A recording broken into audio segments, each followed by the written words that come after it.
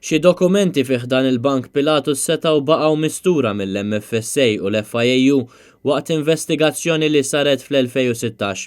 Da minħabba l-fatt li fil-bank kien hemm sistema moħbija ta' filing ta' dokumenti. L-eżistenza ta' din is-sistema ġiet żvelata mir-rapport tal-inkjesta E-Grant waqt ix-xhieda tal-kumpanija tal-awdituri ta' Pilatus il-KPMG.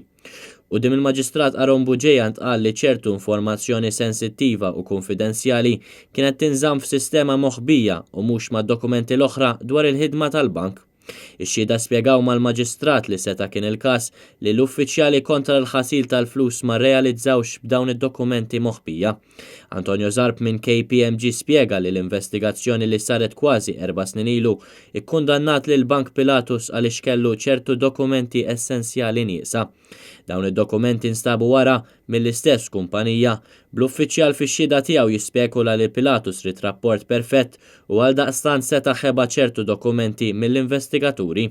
Dawn l-allegazzjonijiet kienu semmew ukoll mill-eks impjegata tal-bank Marija Efimova meta saħqet li kemm il-darba kienet ġiet ordnata sabiex b'xi mod timla l-vojt ta' dokumenti nieqsa u moħbija tal-Bank Pilatus.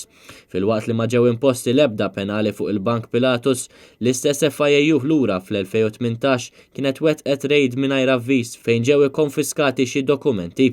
Xahar wara dan kollu ċ-chairman tal-bank Ali Sadir kien arrestat fl-Istati Uniti akkużat b'ħasil ta' flus u ksur ta' sanzjonijiet internazzjonali. Sa dan it-tant l-Awtorità Bankarja Ewropea ikkonkludiet li l-FIAU marret kontra regolamenti Ewropej kontra l-ħasil ta' flus wara li fallit milli tieħu passi fuq il-Bank Pilatus mis-sejbiet li kienu saru waqt l-ispezzjonijiet tal-2016. Fid-dawl ta' dan kollu l-awtoritajiet Maltin damu xhur ikaxkru saqajhom waqt li l-MFSA kien ilha sa mill-2016 li ġiet imwissija mill-FIAU kien bis-sentejn wara li l-liċenzja tal-bank ġiet revokata.